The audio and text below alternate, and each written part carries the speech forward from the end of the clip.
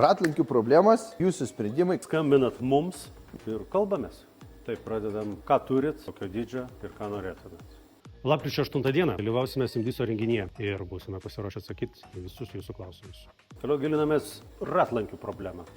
Pradžiai žiūrime tiesus, netiesus, išdaužyti, iškandžioti. Labai svarbus momentas, ką mes galim padaryti, kai būna fasadinė ratlankio pusė, trūksta gabalo. Ką mes darom tokiais atvejais? Virinimas, vienintelis sprendimas. Pradžiai mes išsitiesinam, apvirinam, apšlifuojam, nufrezuojam, tik tada keliauja tekinimas.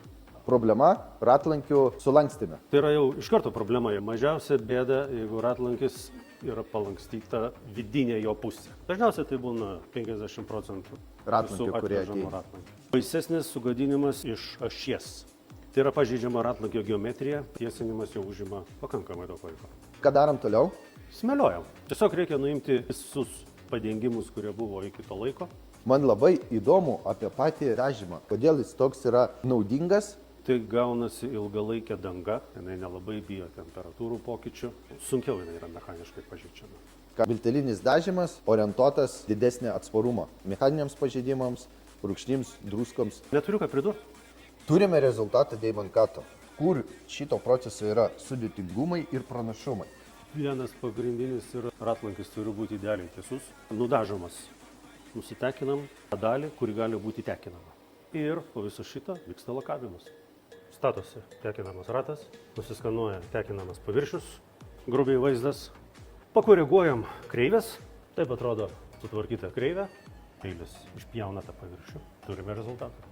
Koks spalvų pasirinkimas, kokia spalva yra sudėtingiausia. Šiaip jeigu ratlankis yra tvarkingas, galima dažyti bet kokią spalvą. Jeigu ratlankis yra tekintas, galima naudoti įvairių spalvų lakus.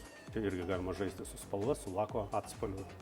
Lakuota su kakavinio atspalvio laku ir būtent šitas deimankatas, jis jau nebeatrodo baltas, duoda tą šokoladinį atspalvį. Apturi papildomą atspalvį.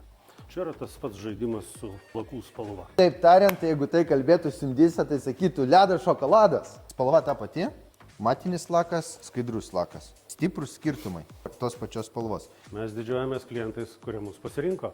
Smėlio žmonės turi kiaušus ir žino, ką daro. Jeigu reikia gero ratlankio, mes esam čia, kur ir turim būti.